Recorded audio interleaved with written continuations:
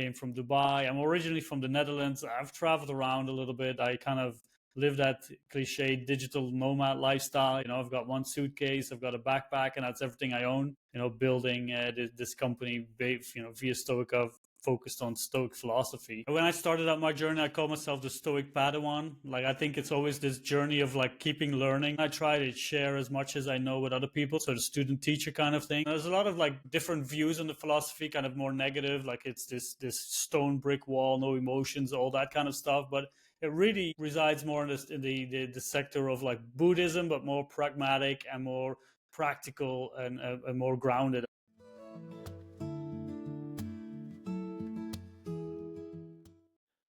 Welcome, everyone, to the One Moment Podcast. I am your boy and your co-host, Mr. KO, also known as Kevo or Kevinoda, however you want to call me, doesn't matter to me.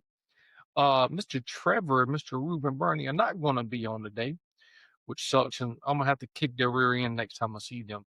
But that's okay, though. Listen, as always, we have to throw this disclaimer out there because I don't want to get shut down and sued, and I don't want Mr. Bennett to get shut down on his end and sued for anything by anybody, okay? Listen, on the One Moment Podcast, we talk about mental health, substance use, suicide prevention. We talk about anything related to mental health, healthcare, personal growth, professional growth, things like that. You could potentially be triggered by watching this. If you are triggered and you need immediate help, do not, use anything we say as professional advice or making decisions for you, telling you what to do, what not to do. Everything we discuss on our show is educational and informational only. Okay. That is it. Nothing more or less. Please seek help with the resources in your immediate environment. Today, we do have an individual from across the water in the nice, beautiful country of Spain. Now, I can't speak for the resources there. He can if he wants to. Our resources in the U.S., Canada, and on this side of the hemisphere, 911 and 988. You also have local crisis centers and local emergency departments that you can seek help from. And you also can utilize psychology today for getting connected with a mental health substance use therapist too. Now, getting all that good stuff out of the way, right? Because that's necessary. Let's get to the reason of why we're here, because it's to help break stigmas. It's to help give people courage. It's to help give a voice to the voiceless, right? And I was talking to this young man, and it's interesting that we have this young man on because my therapist turned me on to what we're going to be talking about 2 months ago, roughly give or take. And I bought a book, and I really enjoy it. I absolutely love it.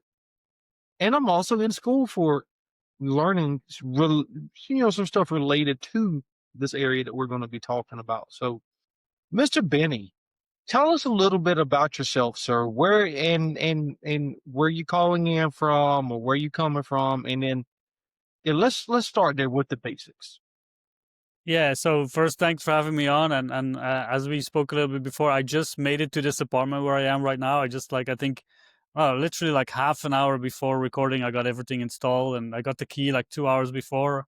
I'm in Granada, Spain, which is a beautiful city. Anyone who's ever been here, it's wonderful. Got beautiful mountains. I lived here like from 2010 to 2014, so I've been here before, just kind of rekindling with my old past, and I've got some friends here. But I came from Dubai. I'm originally from the Netherlands. I've traveled around a little bit. I kind of live that cliche digital nomad lifestyle. I've got one suitcase, I've got a backpack, and that's everything I own.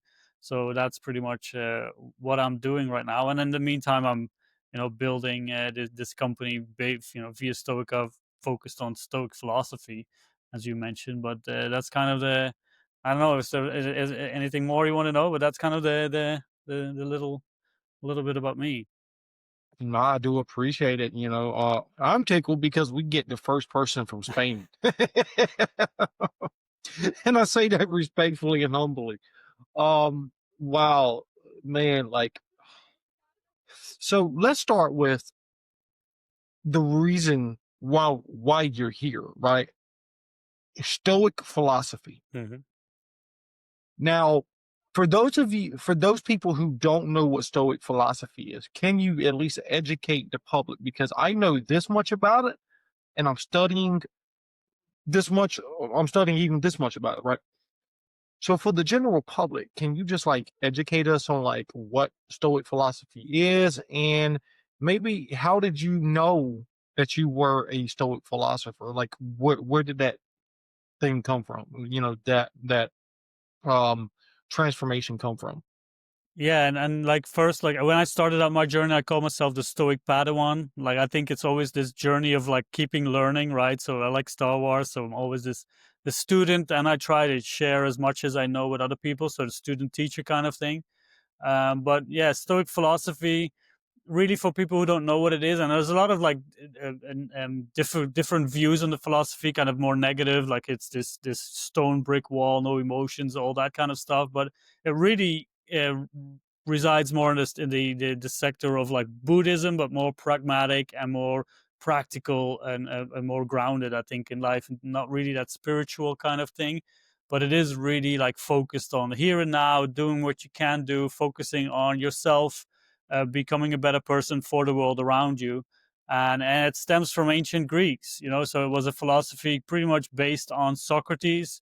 That was like the grandfather. Like the Stoics say, like this is where we're coming from.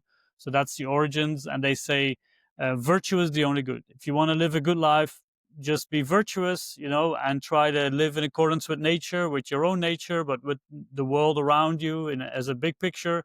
And if you live with those principles in mind, you can reach a state of eudaimonia, which pretty much translates to the good spirit soul or the good spirit state, right? So what they're trying to say is like you've got to make sure that your character and your soul is good, is safe, is well managed, and that's all you've got to do. And if you do that well, then the rest of the world around you will benefit. So there's like it's for we know the dichotomy of control. We have all these other stuff that we can use as tools, as exercises that really have a practical application in life. I've noticed that myself. Um, but that's pretty much it, just, and from there you really start to live in the moment and start to see more things, the beauty of things, be grateful, and share, live your life with more compassion. It's really more of like a positive, upbeat philosophy, more than what people think. When they call people a stoic, I always cringe when I see that, on TV. It's like, oh, you really reacted like a stoic, and I was like, well, let's talk about that. Well, when you speak about the being in the moment, being mindful or being present right here, right now, that makes me think of dialectical behavioral therapy, which has a lot of its roots in mindfulness and Buddhist practices. Because it reminds me that you know if we look at the concept of radical acceptance, right?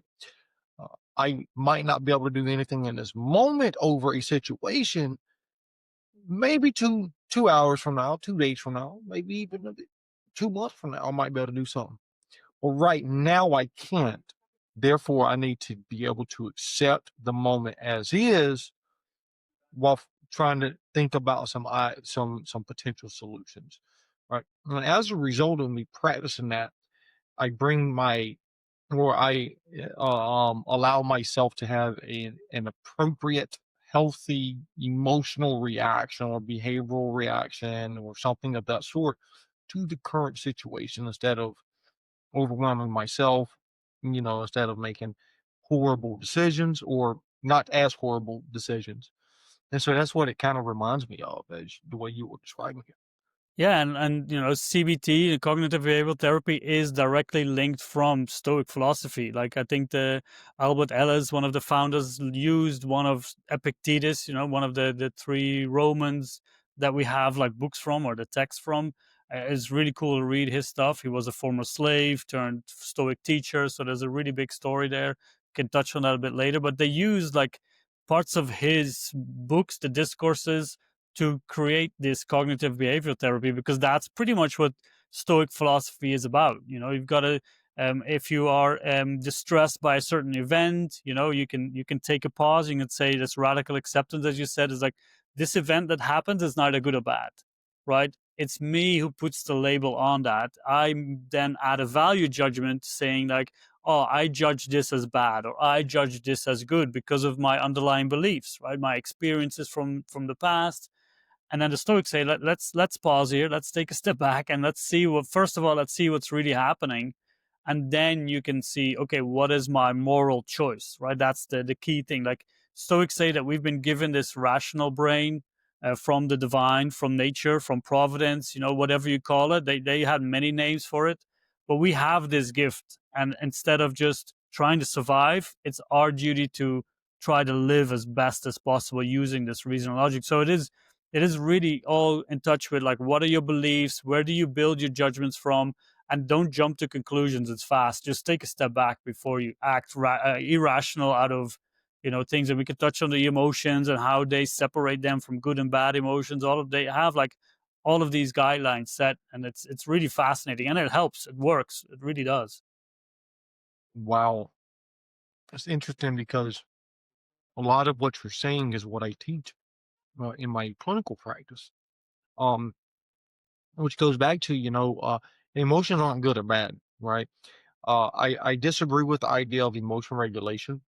And that's my only dilemma with their therapies like DBT, CBT, things like that. They coin it emotion regulation. I look at it more of how do I use my emotions, right? And then you think about, or you also mentioned, nothing is good or bad. It's just my perception of. Well, and part of my existential practice is, and this is how I hit it from an existentialism. What does it mean for me? What does this situation mean? What is this telling me? Right? What can I learn from this? And so I'm curious. I'm curious. Right? When I look at existential philosophy and Stoic philosophy, and this ain't none of my questions. This is just right off the hip. What is the difference between, and what are some of the similarities between existential philosophy and Stoic philosophy? Well, then I've got to brush up on my existentialism a little bit. I've got to read a little bit more of the Albert Camus. But from what I understand, it's more like this: the Stoic philosophy is really ingrained. Like we are part of everything, right? We are just they talk about being cosmopolitans, and they have I think it was a second century. Yeah, I think it was from the second or first century Hierocles. He made these circles where he's like, okay, let's start with the self, right? And then we can expand to our immediate circle, friends and families, acquaintances, community, society, and then the logos, which they said was like the pure reason and logic, the universe, right? That's what we're part of. So we do have a sense of being in this bigger picture, right? So we have a duty, we have a role to play.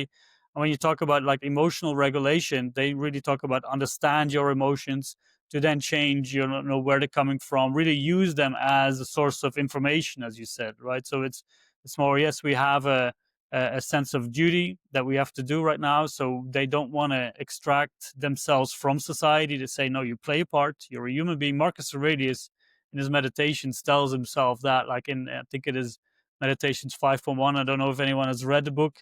This thing I definitely recommend it. It's like the personal notes of an emperor from the Roman Empire. You get to see the history, but you also get to go into his mind. And he says, like, if you're struggling to, he tells himself like, hey, you're struggling to wake up, but you've got to do your duty as a man, right? You got to do your duty as an emperor. You can't just lay in bed all day. You have your things to do.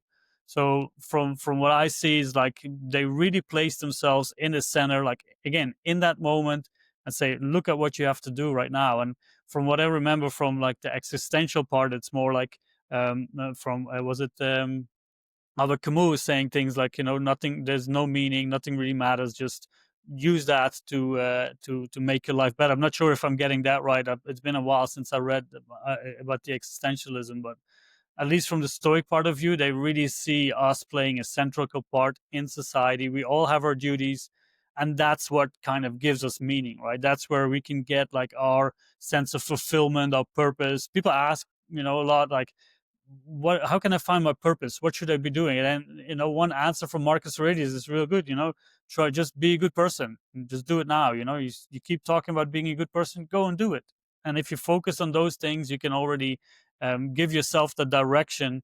And we've built like a three Stoic disciplines framework, and one of them is action, and that's all focused on what is your role in this current situation, what are the duties, responsibilities to that role, not just to yourself, but also to the people around you. So there's many, and then you can break that down and see, okay, then you can focus on your action instead of just thinking about everything else that's going on. You just look at, what is right ahead of you. Not sure if I answered that question there with the comparison with existentialism, but I'm gonna look into that. I'm gonna read the Plague of Camus. That's a good one. No, I think you answered it beautifully. I actually haven't heard of him as of yet. I started studying existentialism about 2 or 3 years ago, really getting more heavy into it. Because my second clinical supervisor was like, "Man, existentialism can answer so much more than the brain disease model of addiction. You probably should go study it." And I'm like, but in my studies of it so far, I'm like, wow, it really makes sense. And then, in session about two months ago, like I say, my therapist was like, "Okay, have you ever heard of Stoic philosophy?" I'm like, here and there, and so on and so forth. And it's interesting because I remember right about that time she had mentioned it to me. She was like, "Kev, I want you to go buy this book, start reading it, blah, blah, blah." And I'm like, "Sure, whatever. Whatevs. I'll do whatever you want me to do."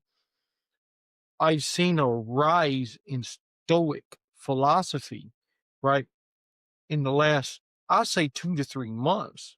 I've seen this huge, significant or rise within this realm. And so I'm curious, right? Because, and if I misunderstood you, then I apologize in advance. But I thought I heard you say that it's not really spiritual as much as it is, action and thought based and emotional based, right? But I'm curious as to how come there's this huge rise, because compared to 10 years ago, we have become more spiritually, right? As a total human population, we've become more spiritual in many aspects. So I'm curious, how come the rise in Stoic philosophy, and what is its potential relationship with spirituality?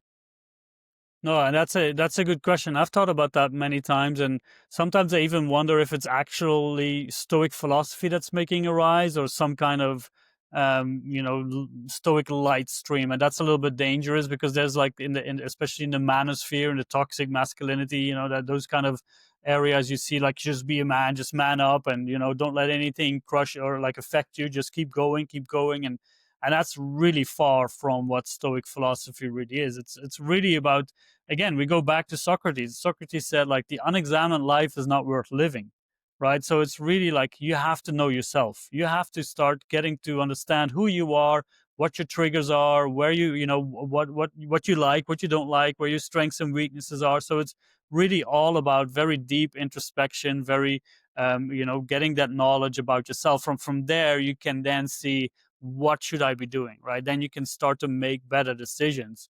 So that is really and that's why I try to give that the message of what Stoic philosophy is, as best as I can. And that's why I always recommend people to go and read the ancient texts, because that's really where you can get that sense of feeling of what they were trying to do. But when we talk about spirituality, and why I see that the rise is coming up, and especially, usually I thought that this was like something for men mostly.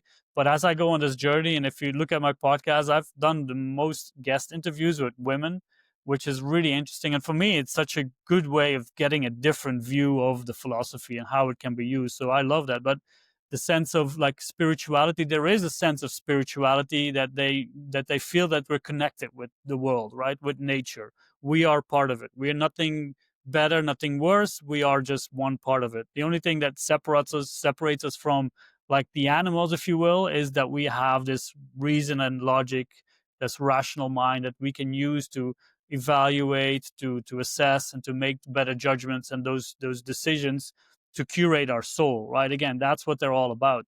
But that's where that spiritual factor comes, is like, yes, we are connected. There is something bigger, right? If you read Epictetus, he talks about God, the gods, Zeus, divinity, providence. So they really talk about that. But when we look at, for example, things like Buddhism, where it's really more, a little bit more out there from my sense of view, right? This is more grounded and like, okay, what can we do? Let's focus on right here, right now. What are my actions? What am I supposed to be doing? And for me, that really spoke to me. Like, I have my sister, one of my sisters, she's really into Taoism, the Wu Wei kind of philosophy, and we have really good conversations. But the language that she uses, the way she describes things, that doesn't speak to me. I kind of need it. I call Epictetus like a verbal slap in the face. I needed that, for me is like, hey, take action, take responsibility. You're not a victim. Things happen to everyone just the same.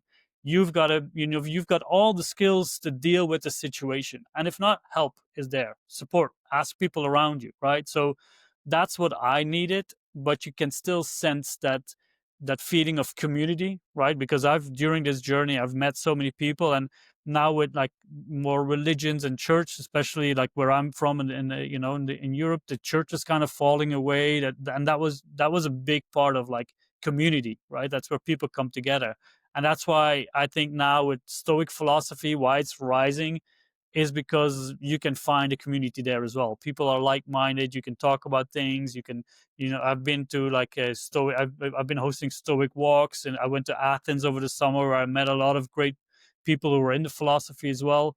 But I think that's something that's where the difference lies, right? It is grounded in spirituality in a sense, like we are part of nature, but the focus is really on like, what can I do? Where is my action? What choices do I need to make for myself and for, to better the world around me?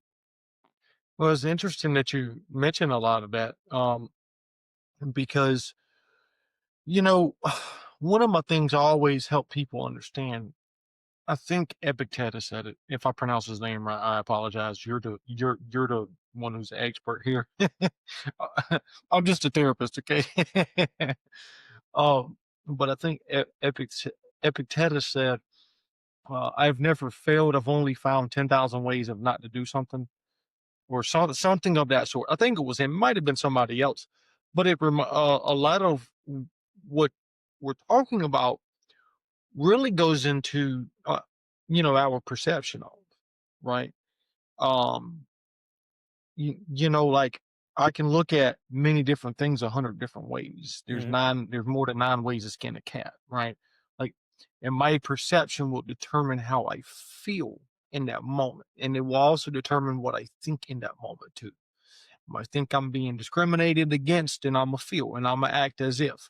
If I feel, or if I have perception of what have you, then I'm gonna be able, I'm gonna act and think and feel in whichever way my perception is. And so perception, I think, is key in many different respects of life. And that's just my thought process and my experience. Um, What are what are your thoughts on that? Yeah, and like a quote from Marcus Aurelius comes to mind. He says, you know, choose not to be harmed and you won't feel harmed. Don't feel harmed and you haven't been. Right. So that's all with that perception. Like you've something, someone, and Epictetus talks in, I think it's Discourse 1.16 or 1.27 or 26, where he kind of lays out the four kinds of impressions that we have. And this is like the key of like Stoic philosophy. So we have two impressions that are false and two impressions that are wrong, right? And we have to learn to kind of judge them. And so, for example, one example would be like if I see something that is true and it is actually true, right? So, for example, I see you might be looking at me angry, you're not doing so, but you look, so I think, oh, maybe Kevin is angry at me. I ask you, are you angry? You say, yes, I'm angry at you. So then my impression I have is correct, right? So, and then based on that, I can then make my choice. But at least I know that what I have in front of me is the situation. I'm not going to put a value judgment on that it's good or bad. It's just like, you know, this person is angry with me. Fine. What do I do? Right. And then from there we can base. And then the other one is like, you're not angry with me. I ask her, you're not angry. And it's like, no, you're not angry with me. So, we have that I don't see that you're angry and you're not angry. Right. So it's not there. And I checked it. And then we have the other two where it's like, I think you're angry, but you're not. So this is where we are putting like our beliefs, right? Because I might have this belief that if someone looks at a certain way to me, maybe speaks with a louder voice, then maybe from my beliefs, I perceive that as someone being angry with me. And if I then follow through on that without checking it, then I'm going to act on a false perception, right? On a false belief. So for me, I always need to then pause, ask, hey, are you angry with me? And then you say, no, I'm not angry. I'm just speaking loud. I don't know. Maybe I'm just nervous or maybe I'm excited. So I say, okay, wait a minute. So my impression was wrong. So then it changes your entire course of being, right? So we have that as one of the false ones. And then the other one might be like, I don't think that you're, angry with me. I think, oh, you're doing fine. So then, but then you are, right? So then I see something that's not there, but it is. So you've got to check those impressions. That's what they talk about first. Like make sure that before you add a value judgment to it, make sure that you know what's happening. you know Again, if it's raining, I'm not going to say, oh, it's raining and that sucks, because I don't want it to rain. No, it's raining, that's it. For some people, a farmer who hasn't seen rain for 6 months, that's a blessing. For me, who wants to go out and have a stroll, that's not something that I like. But again, the rain is the rain, so we have to take a step back and see, okay, what's going on, and then see, where do my beliefs come from? Why do I feel like this is bad? It's nothing bad. Let me just see if I can do something else. Right. So we have these kind of, what the Stoics say, these kind of steps that we have to take, and before we actually make those decisions about whether something is good or bad. And they say it isn't really, the only thing that is good or bad is your moral choice, right? So if something bad happens, instead of saying this is bad, you can say, no, I'm going to face it with courage, and that's what I need to do. And if I do that, then whether I succeed, right, whether my goal is achieved, it doesn't matter. That's out of my hands, right? They talk about the Stoic archer, right? You put your bow, you have your arrow, you got your muscles, you got everything ready, but as soon as you let go, that's out of your hands. But you've done your best, and that's what they say. Up to that point, you got to do what you can, and the rest of it, you just gotta, again, that radical acceptance. Whether you hit the target or not, that's not up to you. But as long as you've done your best, that's all that you can do. And I've seen that kind of calms people down. It's like, oh, so I don't have to solve the world, right? I don't have to save everything. No, I just do your best. And if everybody does that, then we live in a different world. It's interesting because a lot of what you're talking about, I teach. I mean, 100% of it, right? And not from not from the way you described it or the language that you used. So, like for an example, right? Like I always ask people, I'll be like, "Hey, how many people have seen the Fast and the Furious movies?" Right? And of course, 99% of people's hands go up. And I'll say, do y'all remember, when Paul Walker, thought he almost beat Vin Diesel, and Vin Diesel had to check on, and he checked his ego in that moment, and everybody like, yeah, I remember that, yeah. And let's look at what he said, right? Let's look at what he said, and let's break it down. And we talked about, how winning is winning, whether it's by an inch or a mile. And so I always help people understand is progress is progress, whether it's by a cinch or an inch. And the only thing I need to do perfectly is not the winning part, is just in the striving. I just need to do my best to keep going. Outside of that, everything else is water under the bridge. So, and literally, of course, it's, more on a group level than a one-on-one level with people. But everything you are sharing, I literally teach. Again, just in a different language.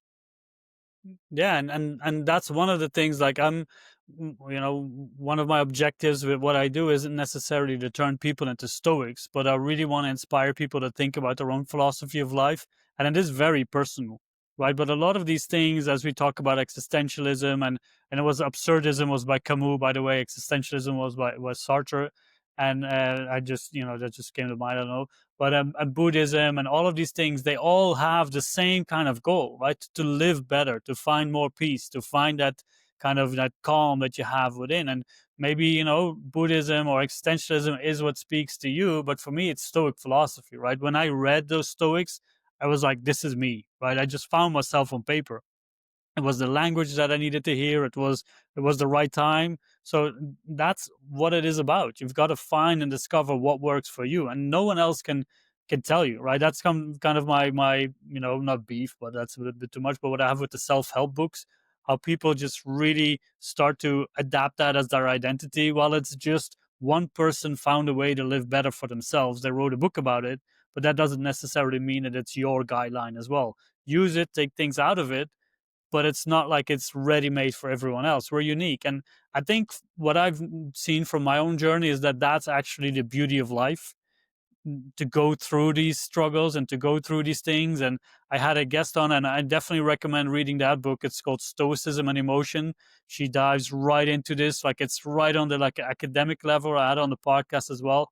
And she says like to feel good, right? And we can talk about like what happiness is for the Stoic, but to have this good life doesn't mean that it's necessarily comfortable. It's not like I'm going to do something that I want to do. No, I'm going to do the right thing, whether it's comfortable or not. I know that I have to do it, and that's where you can find out like who you are. And if you have this inner voice, this instinct say, I've got to do this, even though I know that it might go against my desires, right? I want to buy this, but I need to do this, so I'm going to do this because that's the better way. So that's where you can really find like who you are and just go on that discovery. And again, if you read all these books and you find your voice, you can still tweak it, right? I still read other stuff, I try to keep up on other philosophies, but I know that this just helps me. And it is like a lot of different ways of saying similar things. But you just got to find what works for you. I couldn't agree more with that. Absolutely. I mean, because I've always pronounced it Taoism. I think you pronounced it earlier correctly. Taoism, Hmm. or however you pronounce it. Thank you for correcting me on that. Too. Um, and I mentioned that because I think it's important. Well, and I want to even re-mention what you said. I've studied a lot of different spiritual ideals, some in Buddhism, a lot in Hinduism, uh, Christianity, Catholicism, Protestantism. Um, I mean, just across the board, various Zoroastrianism. I've studied even that. That's the ancient Persian, yeah, the ancient Persian philosophy. Uh, that was before Christianity came into the picture. And so far, what I've noticed is exactly what you said: is they have one goal in common, and that goal is to do my best to be a better person from one day to the next. From one moment to the next. Hey, that's the name of the show, right? One moment. Yeah. From one moment to the next, my goal was to be a better person, uh, to the best of my ability. It's not that I'm gonna get it perfect. It's not that I'm gonna, you know, get it right. That's not the goal here. The goal is in the journey. And at least this is from my personal experience, and of course what I help patients to understand too. It's not the it's not the outcome that matters. It's the journey that is the most important thing, because every single situation is going to teach me about me, Hmm. going to help me understand me. And I love what you shared early on, that Socrates, and I'm gonna paraphrase here, um, about him mentioning an unexamined life. That's what I love about the 12-step programs: Alcoholics Anonymous, Narcotics Anonymous, Sex Addicts Anonymous, Cocaine Addicts Anonymous. A lot of those 12-step programs, they push this idea, or this philosophy of, and I'm gonna say philosophy of, because I think it really goes back into what Socrates said, about an unexamined life. If I don't examine myself, if I don't understand me, if I don't sit down and go through this this process to understand me, my chances of recovery was very slim. Yeah. And if you look at the Serenity Prayer, that's pretty much Stoicism in a nutshell. If you put that next to the Stoic text, that's pretty much, a lot of people say, oh, yeah, this is exactly, don't focus on what you can't control. The dichotomy of control, that's what, the Epictetus starts with. But it's also, that kind of, yeah, all this, the Stoics, they talk about the sage person. And this is where people kind of get, don't really like Stoic philosophy. It isn't easy, right? All of this stuff, it sounds really easy, but it is not, right? It's difficult, it's hard. But the Stoics, they put the bar really high. They say, just we got to strive to be the sage, right? The perfect person who sits among the table with the gods with perfect reason and logic, knows every right thing to do in that moment, right? But then you read Epictetus, and he says at one point, "Is like, show me a Stoic because I haven't seen one.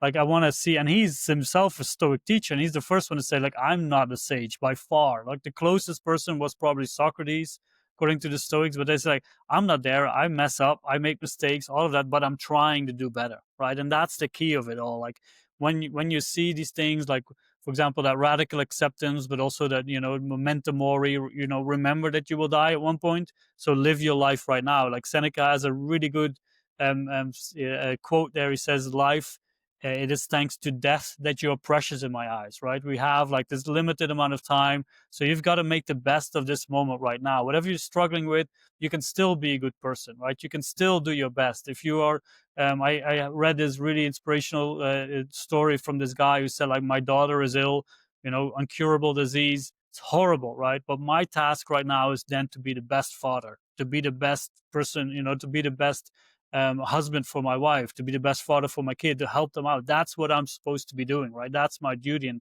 it really ties in with Viktor Frankl's Man's Search for Meaning, which is also a great book. And but it's really about just trying to do our best. Life is difficult enough. It really is. And read Marcus Aurelius' meditation. The frustration, the anger, the despair oozes out of those pages, right? He's just telling himself, it's like, hold it together, just try better, just do better tomorrow, now, this moment. And that's, I think, and sometimes people feel isolated and alone, but we're all in it together, right? We're all in the same boat. I'm floating on this, on this earth through space, whatever, we're all doing the same thing. And so we should have more sense of community, which is something that I kind of, when I look around in the world, there's this individualism and, separating ourselves from all these other countries and all these people. While someone who has traveled and, looking at all these different cultures, you see the core of everybody around the world, especially like just common people who have families, who they just want one thing. They just want to have a good life for themselves, peaceful life, safe for themselves and for the family, for the people around them. And that's such a strong communality that we have around the world, which is kind of like, that's why the Stoics say, like, hey, don't, when someone asks you where you're from, don't say, Athens or Granada or North Carolina. Say, I'm from the world, I'm a cosmopolitan. I'm from everywhere, just as everyone else. And that's really like that sense of community, that sense of togetherness should be able to uplift us all a little bit more. So it's interesting you brought that up because I don't know if I've already said it on the show. I don't think I have. If I did, then apologies for repeating it. Right. But about the book by Josh Holiday or Ron Holiday, um, the Stoic Daily Reflection. Well, I absolutely love it, and one of the things that it teaches on really emphasizes, of course, depending on which day you read, but a lot of the ones I've read, really it pushes the idea of collectivism. That it's one, generally and broadly speaking, it's one human race. And that my goal isn't so much to focus on me as much as it is to focus on the needs of of my fellow people. And if I'm taking care of their needs, my needs are being met, uh, essentially, right? And it's interesting because when I first came into recovery, I was told the same thing. I swear, principles of recovery should be or sound like they fall under Stoicism because it's the same concepts. Have you prayed about other people? Well, no, I haven't prayed for other people. Okay, well, maybe you need to start praying for other people. Have you thought about doing something for somebody else today? Well, no, I haven't thought about doing something. Okay, well, quit being selfish. Think about doing something for somebody else, right? Wow. So yeah, no, a lot of the stuff that you're mentioning is, just a lot of this collectivistic idea. I think you're right in a broad sense. Okay, and I'm saying on the broad sense, I'm not going to say anything specifically or calling any person out or anything like that. But I think a lot of folks have gotten away from an idea of collectivism. It's more of what can I do for me? What action do I need to do for me? Me, and we've forgotten about them, theirs, and everyone else. Does that make sense? Yeah, and I think and the Stoics talk about the two sides, right? It's about me, but it's then me doing the thing for the world around me, right? So when you talk about people thinking about me, what I see there is happening. They're thinking about the wrong me, right? They're thinking about all these things that they want. And this is where the Stoics really have this separation of. So if we go back, like the Stoics said, like they said, virtue is the only good, right? That's pretty much based on what the Cynic philosopher said. They lived on the streets. That literally translates to hounds or dogs. They only had like a satchel with a little cup. And the Stoics, they said, okay, virtue is the only good, but I don't think a lot of people are going to live the same life like you do. So we have some preferred indifferences, right? We have some things that we prefer. We prefer to be healthy than sick, right? We prefer to have money than to be in poverty. And we even have preferences of things. We might want to be successful. We might want to have certain items and all that stuff. But to say that is not necessary to live a good life. If you are ill, you can still do the right thing, right? If you are poor, you can still do the right thing. You can still be morally good. Again, they are focusing on the me, and they think about me as a soul, as a character. That's what we've got to that's what we got to safeguard. Well, a lot of people, in my opinion, when they think about me, is like, I want to have stuff, right? I want to have a promotion. I want to have money. I want to have all of these externals. And that's where one of the three disciplines that, Epictetus and Marcus Aurelius talk about is the discipline of desire. First of all, they have this like, what you need to desire is amor fati, to accept everything that happens around you as it is. When you do that, and then you desire, the other part from you is, I desire to do the right thing, right? So, for example, we have the emotions. The Stoics talk about the eupatheia, which is a good emotion. We have the bad emotions, which is pretty much an emotion that prevents us from using a rational mind, right? So, anger keeps us from thinking rationally. The good emotion, like joy, is one that says, like, I feel joy if I do the right thing. If I live virtuous, if I live in accordance with nature, then I can feel joy. So they say a Stoic can even feel joy while being tortured, right? Because they say, I've made the right decision to be here. It's painful, right? Yes, but on a soul level, I can still be I can still feel joy because I know that what I'm doing here is the right choice, right? I'm not selling, like, for example, Socrates chose to be sentenced to death instead of changing his ways, of not educating the young people, because they were said, like, if you stop being a philosopher, we will, not sentence you to death. He's like, well, I can't do that because that's who I am, right? So he still felt joy in that decision. So when we think about, how we feel these emotions and how we deal with all of that, I kind of lost my train of thought here a little bit, but as I was thinking about it. But it is that kind of, the sense that we can still do the right thing, right? That's what oh yeah, the me thing, right? So that's what we've got to think about. So we have the desires.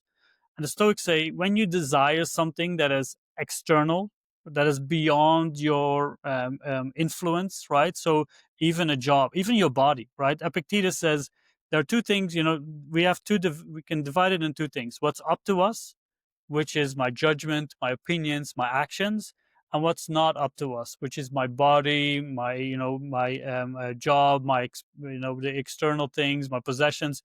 Those things are not up to us; they are up to fortune. even my body, I can take care of it as best as possible. I eat healthy, exercise, all of that, but I can still fall ill. I can still get injured. These things can still happen. So if that happens, we don't say that's bad. Then we go to what's up to us. We can say, I can still do a good thing. I can still be a good person. So when you talk about people thinking about me, it's, are we then focusing on the right me, right? We're looking at just that hedonistic styles, like pleasure, right? I want all the things. I want these quick fixes. I want these quick dopamine hits with my social media. I want to have these great things. Now I buy some new shoes and then I've worn them and I need new shoes, right? So that's that ever moving goalpost of wanting externals. What the Stoics say, you can be happy with sandals, live a good life. You don't need much more, right? Know what your enough is, and then you'll be fine. So when we think about like people thinking about me, yes, but they, we need to kind of focus them on thinking about the real me instead of like the me that we are supposed to be from like a societal point of view. Wow. It is interesting, man. I love everything you're sharing, man, because that I swear, I'm probably deep down inside a Stoic philosopher myself. Okay, Yeah, yeah, I've heard that a lot. I'm a Stoic and I didn't know it.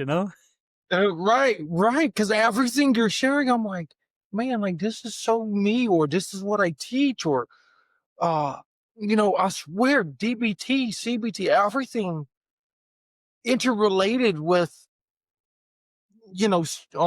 Stoicism. Like that is so interesting. Like, wow. Okay.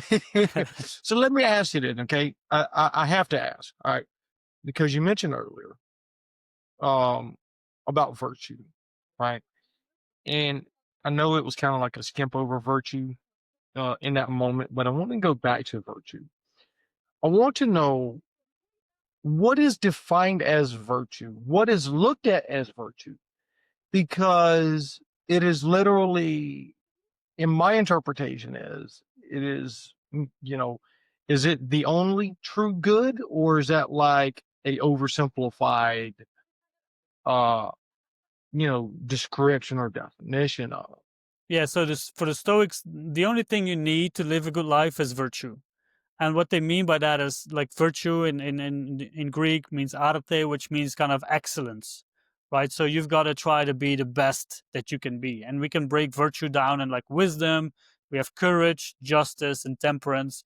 And those are the cardinal virtues. They can be divided again. But in a situation, you have wisdom, which is cultivated by experience, by all the things that come into you as a person. And then you've got to use your reason and logic to see, okay, what's really going on and what can I do best, right? So kind of making the best judgment calls in that moment. And then when we talk about something like justice, which is, the again, when we talk about action, we had the desire of action, that's really based in justice, where we start to think, what am I supposed to be doing that is fair to me and the people around me, right? So for example, even like some when people go into, especially back in the Greeks, in the Roman times, they would go to war and, they would say like, this is what I'm supposed, this is just, right? Even a philosopher would give his life for another Stoic philosopher because they knew that they would advance the world more than, so they would take the bullet, if you will, for the other person because they would know, and they would still be joyous, right, in that sense, because they knew that they were doing the right thing, the fair thing, the just thing. And then obviously we have courage, which people sometimes kind of mistaken as like doing, scary things. But for the philosopher, we have wisdom again. We say, I need to know first what the right thing to do is, and then it's going to probably take some courage to actually do that, because most of the time that doesn't align with, again, with the externals that we want, or just kind of our desires of like, okay, I want to do this, but what I really need to do is this. So courage isn't just necessarily about doing a risky thing. It's about knowing what the right thing to do is and doing it anyway, whether you're afraid, whether you have all these other things. And then temperance is moderation, do everything in kind of a moderate sense. So those are the four kind of virtue kind of broken down. But that's really like, it's all about like living an excellent life. And again, it's difficult, right? Because we say, oh, I want to do my best. Well, I'm going to be flawed, right? I'm going to probably mess up here and there. And then when we look at Marcus Aurelius, he talks about compassion, right? Then we got to have that compassion for ourselves. So all of these things really come into play together. So virtue is really the only thing that we need. to have us make that moral choice. That is really important for to make the moral choice with the knowledge that we have, and then we can advance. And as if we look at it, and we go back to Socrates, he says like people don't do bad things knowingly or willingly, right? They do things because they don't know what the right thing to do is. So pretty much a person who does something bad does it out of ignorance, because they haven't applied the wisdom. They haven't stopped and said like, okay, what's really going on? What is the virtuous thing to do? No, they're probably chasing their external desires, or they're probably chasing some kind of hurt or something else. They haven't stopped to see what the right thing to do is. So then again, our judgment, if something does something wrong to us, we're not going to say like that is a bad person. We're going to say, how can I educate this person? How can I help this person without putting the label on like, oh, this is a, for example, even like Epictetus has a story that someone stole his lamp, right? So he says like, this person thought the price to pay for this lamp was high enough, so he could say like, now I've become a thief, right? Again, the corruption of the character. And he says, I'll just buy another lamp and I'll just try to educate these people, right? But they're not doing bad things willingly. They're doing it because they don't know what the right thing to do is. And that's where virtue comes into play, to, again, know who you are, what your nature is, what nature is in general, and then live the best way aligned with that. And then you can create that moral compass, right? When you feel a deep sense of calm when you do something, you're probably doing something right. But if you feel some kind of turmoil, anxiety, something, you might want to check what your actions are. So there is that inner compass that we can use. Say, okay, I'm this. When I do this, it's not the easy way. Like for example, if you have to break up with a person, and you're not feeling good about it, obviously, because you don't want, but you know that's the right thing to do, because you can see that sense of calm, right? Because you can see these things, or if you have to make tough decisions. So that's kind of where virtue comes into play. It's really the only thing we need. We just need to know what it is, how to apply it, and keep doing that all over again. Wow. And that is the answer to what virtue is and how do we apply it. I love it. I love it. So let me ask you then, okay, because we talk about, having a sense of self compassion, self love in Stoicism, right? And I want to know, what is the difference? Because many people would say that having self compassion is a bad idea, or it's a sense of helplessness, where, or maybe a sense of, dependency on others, potentially. But I know I know what self-love is. I know when we have compassion for ourselves is almost like a form of, self-forgiveness, right? And it's allowing myself to be a human being, right? Who has thoughts, feelings, and behaviors, just like everybody else. It's allowing myself to be able to make mistakes and be okay with, okay, wow, my bad. I just made a mistake. So when we think about, this learned sense of hopelessness, or hopelessness or dependency, right? That some people might say Stoicism teaches or preaches or even promotes. What is your argument? So when we look at compassion, and again, this is one of the, when you read the meditations, the first book is Marcus Aurelius being thankful for the people that he had around him and the lessons that he learned. And his adopted father, when he starts that, he starts with the word compassion. And I think what we sometimes, at least maybe that's my view, but when people think about compassion, it means like to be kind of, maybe with pity, or maybe to kind of be soft or be friendly, but they are really strict on themselves. They say, okay, and first of all, we talk again about the moment, right? So you make a mistake, that moment is gone. And once it's in the past, the moment no longer exists, right? It's kind of that paradox. If the past doesn't exist, if the future doesn't exist, does the present exist?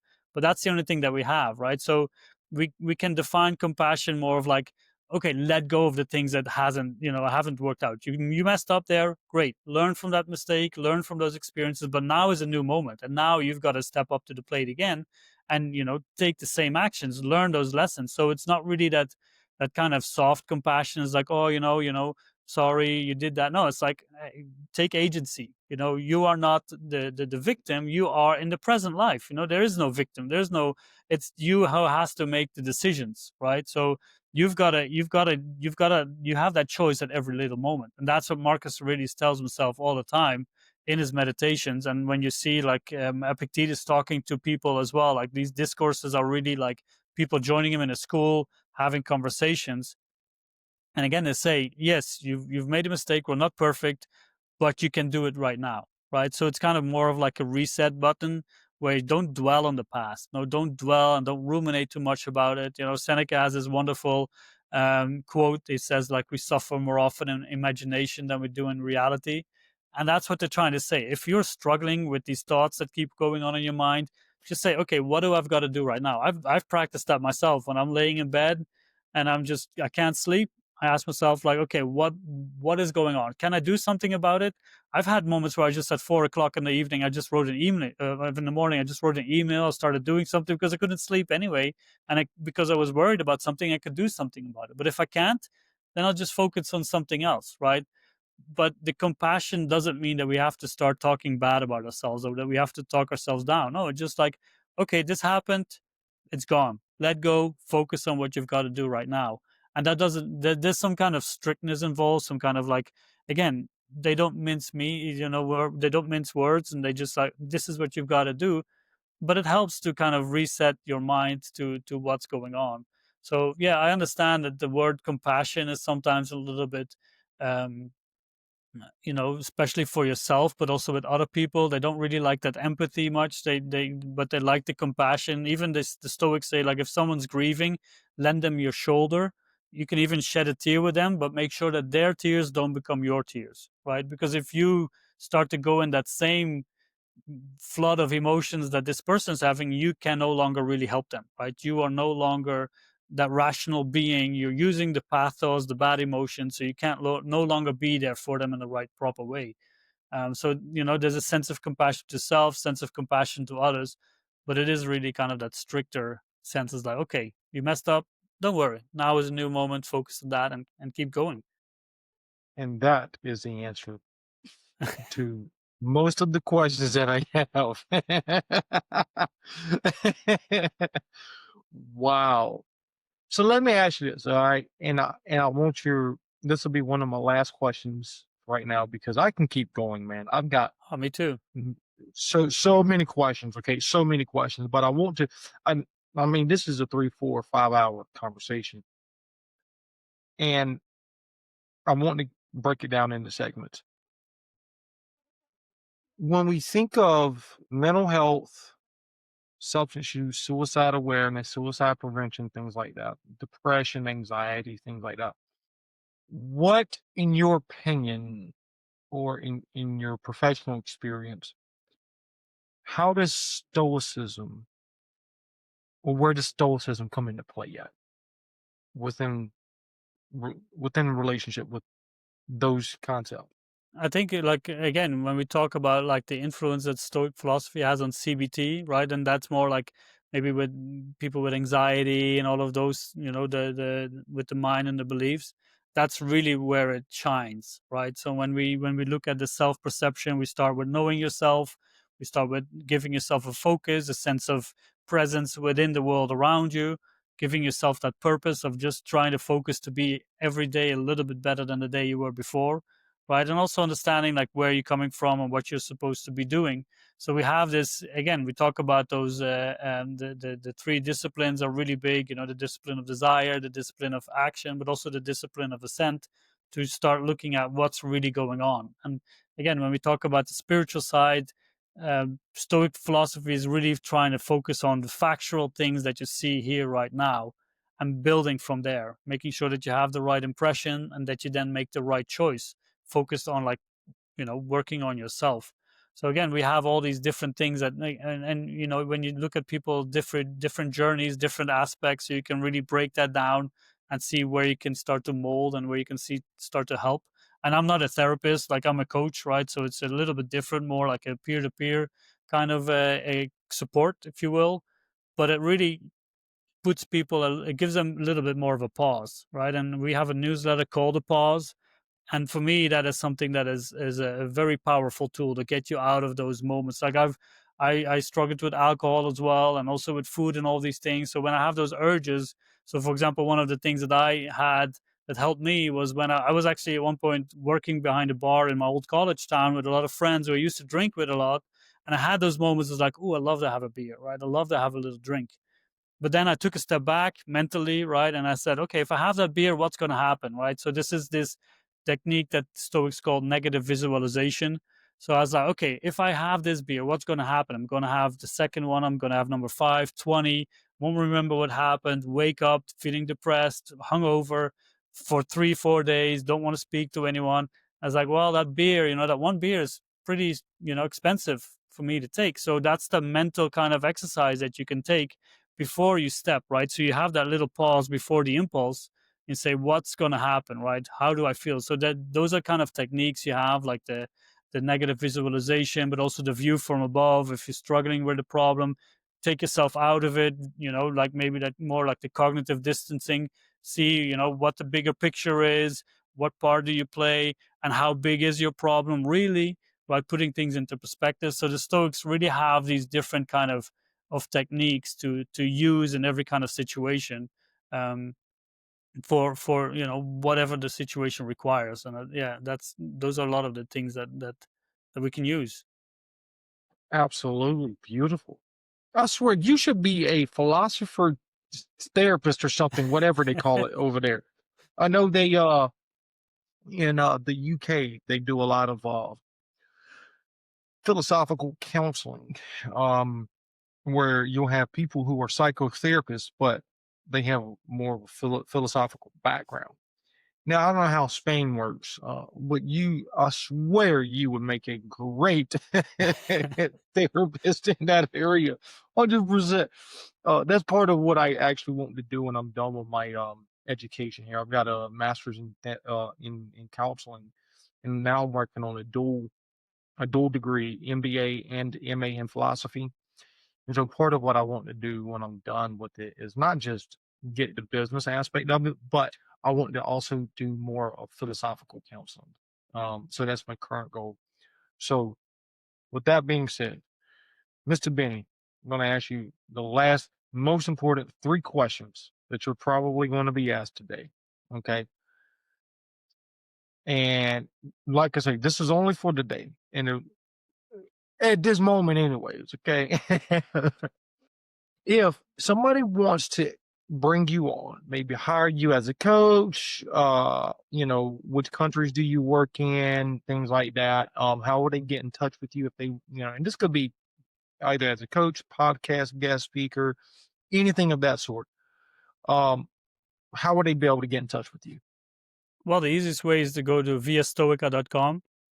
The website. There's like even people like we coach like online, so it's pretty much, as I said, I travel, so it's very difficult to find me, to catch me. Some people say, like, are you on the run for something? I am not. I just like to travel. But yeah, go to my website, viastoica.com. You can sign up for a free consultation, and again, to kind of see what it is, because that's one of the things with Stoic coaching. People don't really know what it is, right? So we don't necessarily, again, turn people into Stoics, but if people want to learn more about Stoic philosophy, we can give them all the in-depth backgrounds. And if not, we just use the techniques without necessarily calling it Stoic philosophy, but it is, right? But we use all the techniques. So people want to figure that out, they can schedule a 30-minute free consultation, or go to the website. There's so many resources. We've got quotes, we've got all these things that really get you started right there and then, from like the basics and to even like books, reading lists for beginners, for more advanced people. So if don't know what to read, we've got like book reviews, all of that stuff there to help you really get started. And that's really what we're trying to do, right? So but we have a podcast, Via Stoica, again, the same name, Via Stoica podcast on YouTube, where we have some really good interviews. Again, one of my favorites is Stoicism and Emotion. That's definitely a book I recommend people to read who struggle with emotions. But yeah, that's pretty much it. Via Stoica, and then you'll find me, and then you find all the other social media things, links everywhere. You know how it works with websites. So that's probably the best way to find me and get in touch with me as well. Noted and understood. I appreciate you sharing that. So if there's anybody who's watching this, or listening to it, what is one thing you hope that they can take away from this episode? that they start their own journey of understanding who they are and trying to build that philosophy of life. Getting, instead of really rigid ideas, just starting to ask, like, what do I want from life? Why? What am I doing? Why am I doing these things? Just asking themselves questions more, like being curious. Like that's where the Socratic method comes from, right? He says, and he makes a really interesting point. At one point, he says, like, um, if you have a discussion or a debate, the person who loses the discussion is actually the person who wins because they learned something new, right? So changing your mindset on things, different view of world, but really just trying to create your own philosophy of life, to start thinking about that, like, what are my values, what are my priorities, what are the voices that speak to me, and what kind of, how can I put that into action? Because that's what Stoic philosophy isn't really about, like studying it too much. Epictetus is like, forget about the books, just go do it. That's where it really matters. Thank you for sharing that. And last but not least, what is your call to action for people? Again, just start trying to live a little bit better and focus on what we said. And I really like, how you put that out there, like to focus on the real me. Like, who are you really, right? Forget about all those external labels, identities, but go figure out who you are, what makes you tick, and how you can live in accordance with yourself and the world around you in a better and more virtuous way, right? As we talk in Stoic language, but to really just find yourself. That would be like what I'd hope people to start doing after this episode. Absolutely. Me familia, as I like to say, you have heard it best from the one and only Mr. Benny, Stoic philosopher on the One Moment podcast. This is the second philosopher we've ever had and the first resident of a country on the other side of the water that we've ever had on this show, period. And so let me do prefaces. This is only the first episode, folks, okay? Because I can keep going with thousands of questions. I mean, I love philosophy. I'm intrigued by philosophy, not just Stoicism. I mean, just many different walks in philosophy. Okay, but um, there will be more to come. That being said, Mr. Benny, I do appreciate it. Thank you, sir. Thank you for coming on the One Moment podcast. And thank you for having me on. It was really nice. Good conversation. Absolutely, absolutely. Definitely have to get your schedule again.